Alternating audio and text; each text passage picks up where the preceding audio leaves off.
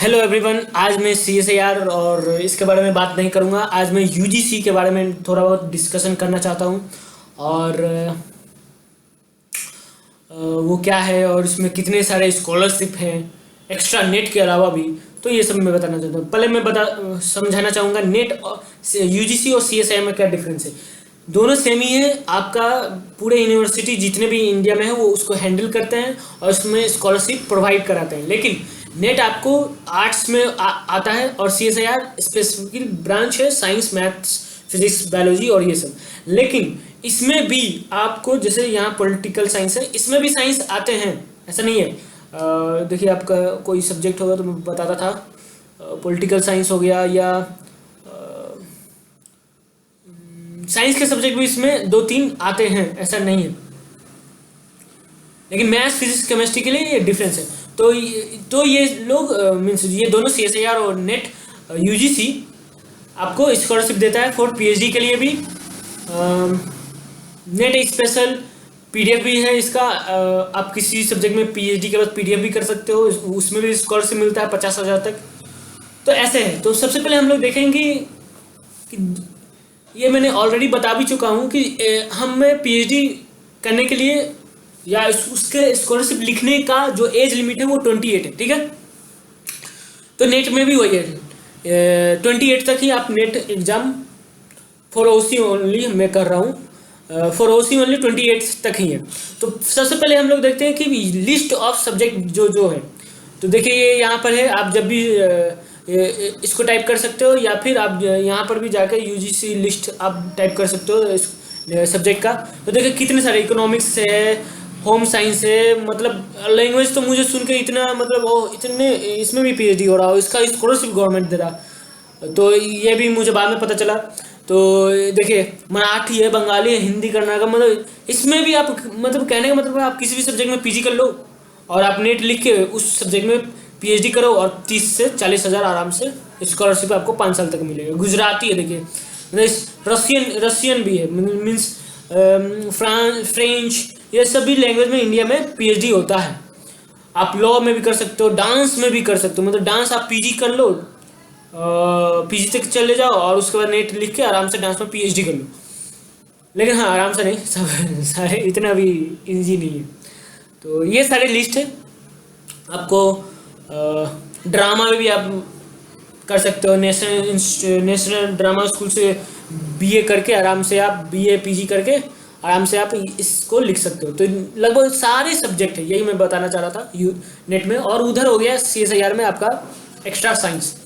तो हम ये तो हो गया नेट का, ठीक है। ये सारे सब्जेक्ट में सारे लोग नेट लिखते हैं और स्कॉलरशिप उठाते हैं। और किसी भी सब्जेक्ट में वो नेट लिख के आराम से, बस एलिजिबिलिटी यही होना चाहिए, उस सब्जेक्ट में PG होना चाहिए और 28 से कम होना चाहिए और आराम से PhD करते हैं। लेकिन इसके अलावा भी, यही में मेन चीज़ मेरा यही है वीडियो बनाने का, इसके अलावा भी बहुत सारे स्कॉलरशिप होते हैं जो स्पेशल कैटेगरिया में हमारी गवर्नमेंट या UGC प्रोवाइड कराती है। देखते हैं वन बाय वन वो क्या क्या है। सबसे पहले मैं बताऊंगा PDF करने के लिए, क्योंकि PDF PhD के बाद होता है। तो यहाँ पे ऐसा लिस्ट बना हुआ है। PDF करने के लिए सबसे पहला आता है हमारा scholarship doctor S Radhakrishnan post doctorate fellowship, means PhD के बाद आपका PDF, उसको शॉर्टकट में PDF बोलते हैं, PhD के बाद आपका करने के लिए। तो ये आपका सोशल साइंस में है। सोशल साइंस का कोई भी सब्जेक्ट आप किसी भी टॉपिक पे आप PhD कर सकते हो। इसकी eligibility category you should be the hold PhD, means आपका PhD होना चाहिए और 35 एज से ज़्यादा नहीं होना चाहिए। और ये सब ये वही सब है, 60% और 55% होना चाहिए। ये सब तो आजकल लोग समझ सकते हैं आप लोग। तो फिर देखते हैं स्कॉलरशिप कितना मिलता है। स्कॉलरशिप आपको 38,000 मिलेगा PDF में फर्स्ट ईयर में, सेकेंड ईयर ऐसा बढ़ता जाएगा सोशल साइंस में करने के लिए।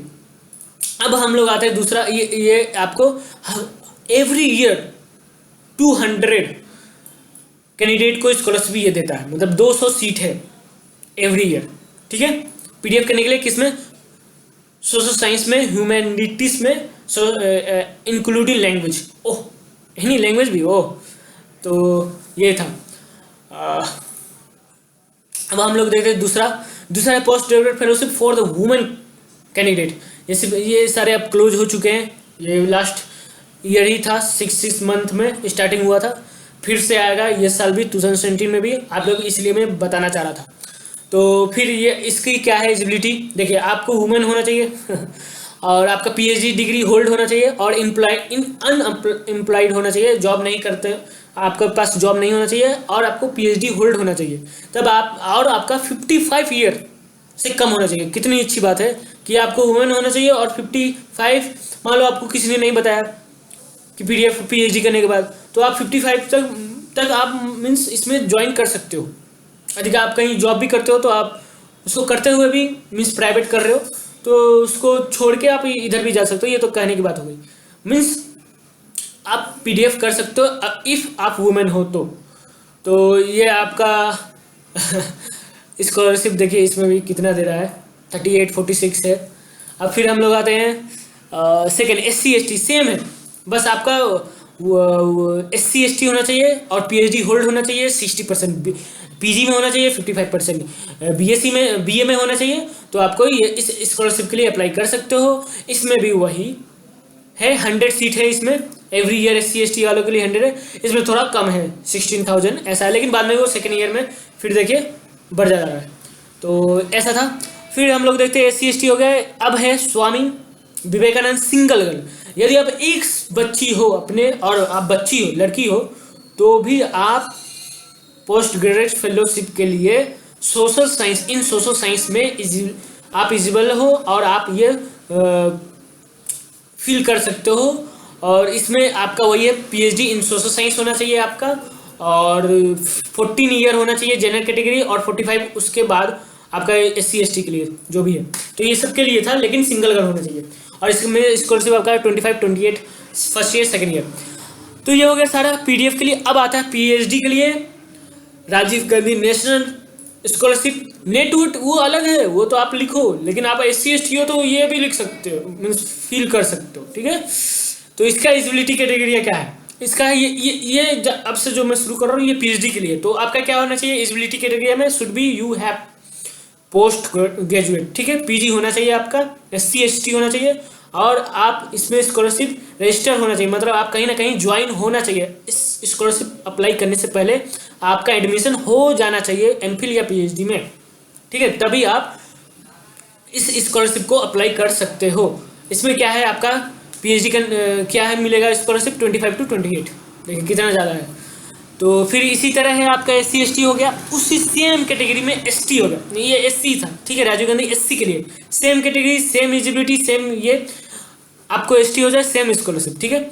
अब आते हैं पर्सनल डिसेबिलिटी, जो दिव्यांग हैं उनके लिए भी स्कॉलरशिप है, special scholarship for the PhD के लिए आपका वही होना चाहिए, आपको रहना चाहिए आपका पीजी, ठीक है, होना चाहिए, होल्ड होना चाहिए, और आपका एडमिशन हो जाना चाहिए एमफिल पीएचडी में, और आप इस चीज़ को अप्लाई कर सकते हो। दिव्यांग होना चाहिए और आपका स्कॉलरशिप होगा 16 to 18, ये थोड़ा कम है, दिव्यांग में थोड़ा कम है, लेकिन फिर भी दिव्यांग के लिए मैं कहूँगा ठीक है। अब हम लोग आते हैं, ये डिसेबिलिटी हो गया। मौलाना आज़ाद नेशनल, ये है माइनॉरिटी के लिए, मुस्लिम, सिख, ईसाई, क्रिश्चियन जो भी हैं, ऐसे कैटेगरी में जो आते हैं वो इस स्कॉलरशिप को अप्लाई कर सकते हैं, लेकिन उनका इनकम 2.5 से ज़्यादा नहीं होना चाहिए, और ये सब ये आप देख सकते हो, और 50% होना चाहिए, देखिए 50% मांग रहा है बहुत सही है। और अमाउंट क्या मिलेगा आपको 25 to 28, ठीक है। फिर हम लोग आते हैं नेशनल फेलोशिप OBC, ठीक है, SC ST भी था, SC भी है, ST SC भी है, डिसेबिलिटी भी है, माइनॉरिटी भी है, और OBC को भी दे रहा है पीएचडी करने में गवर्नमेंट। पीजी होना चाहिए आपको, आपके पास पीजी का डिग्री होना चाहिए, आप एमफिल या पीएचडी करने के लिए आप इजीली इस स्कॉलरशिप को अप्लाई कर सकते हो। ये भी साल भर में 100 सीट निकालता है, आपका स्कॉलरशिप वही है 25 to 28, कितनी अच्छी बात है। अब हम लोग देखते हैं OBC हो गया, पोस्ट, अब ये सारे जितने भी थे 6 से लेकर 10 तक, ये था आपका स्पेशल कैटेगरी में पीएचडी करने के लिए। अब आते हैं पोस्ट ग्रेजुएट करने के लिए भी गवर्नमेंट दे रही है, यदि आप यूजी कर चुके हो ये जितने किसी भी सब्जेक्ट में, तो आपको स्कॉलरशिप मिलता है, बनिस्पत आपको सिंगल घर होना चाहिए अपने माता पिता का, और आपके पास 30 ईयर से कम होना चाहिए एज, और एडमिशन आपका हो चुका रहना चाहिए पीजी में, ठीक है, तभी इस स्कॉलरशिप को आप अप्लाई कर सकते हो। और 3000 पर मंथ आपको मिलेगा पीजी करने में। कितनी अच्छी बात है। अब उसी तरह है, यदि आप यूजी में किसी यूनिवर्सिटी में हो और वहाँ पर फर्स्ट रैंक आता है, तो आप इस स्कॉलरशिप के लिए, पीजी के लिए स्कॉलरशिप के लिए अप्लाई कर सकते हो, ठीक है, लेकिन फर्स्ट रैंक होना चाहिए। बीकॉम, एमकॉम, कोई भी, बीकॉम, बीएससी, किसी भी सब्जेक्ट में आप टॉप आओ बीएससी के लेवल पे, और आपको मास्टर करने के लिए आपको स्कॉलरशिप मिलेगा। इसका क्या है स्कॉलरशिप, यहाँ पर मैं पता नहीं, अप्लाई करने का जब रहेगा, ये अभी सब क्लोज है, बस यहीं से आप अप्लाई भी कर सकते हो, ठीक है, ये अभी क्लोज है, ठीक है। अप्लाई करने का मैं बाद में बताऊंगा जब आएगा। तो देखो, टॉपर के लिए उसी तरह पीजी स्टूडेंट के लिए भी यदि वो यूजी कर चुका है, एससी एसटी कैंडिडेट को स्कॉलरशिप मिलता है यूजीसी के तहत।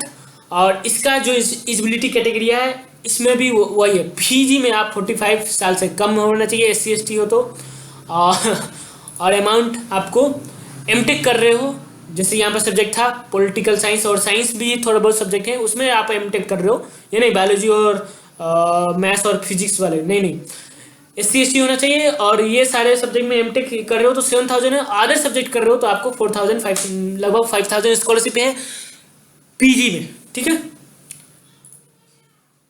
ओह, एक सेकंड, ये तो 1000 स्कॉलरशिप 1000 लोगों को स्कॉलरशिप दे रहे हैं, हाँ 1000 है। ओह, कितना ज़्यादा सीट है, माइंड ब्लोइंग।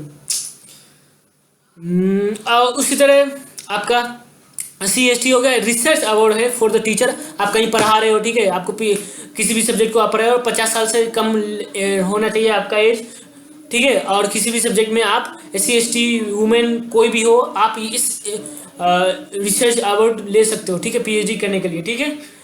ये आपका रिसर्च अवार्ड है टीचर के लिए, ठीक है। आपको इसमें फाइनेंस मिलेगा, ठीक है, ये आप उनके लिए है जो पढ़ा रहे हैं। सबसे अच्छा स्कॉलर, हाँ, रमन फेलोशिप भी है आपका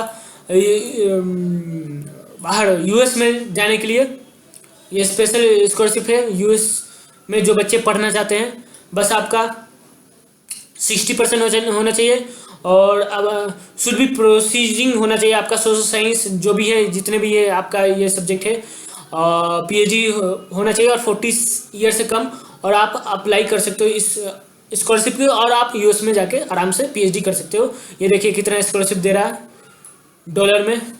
और अब सबसे अच्छा स्कॉलरशिप मुझे ये लगा, मेजर रिसर्च प्रोजेक्ट। इसमें क्या है, जब आप टीचर कहीं से भी आप रिटायर हो, ठीक है, 16 साल के बाद आप रिटायर हो गए जॉब से, ठीक है, उसके बाद 67 एज तक आप किसी भी सब्जेक्ट में जिसमें भी आपने PhD मीन्स PG किया है, उस सब्जेक्ट में आप PhD कर सकते हो। रिटायर आदमी के लिए, नेट चला गया शायद, रिटायर आदमी के लिए ये मेजर मीन्स आप बस टीचर होना चाहिए और रिटायर होना चाहिए, एलिजिबिलिटी कैटेगरी है यही है, और आप आराम से 60 के बाद भी आप अपना रिसर्च कर सकते हो। PhD शायद ये देगा नहीं, शायद रिसर्च के लिए, और उसमें आपको स्कॉलरशिप मिलेगा। तो ये सब था। Thanks for discussion, have a nice day.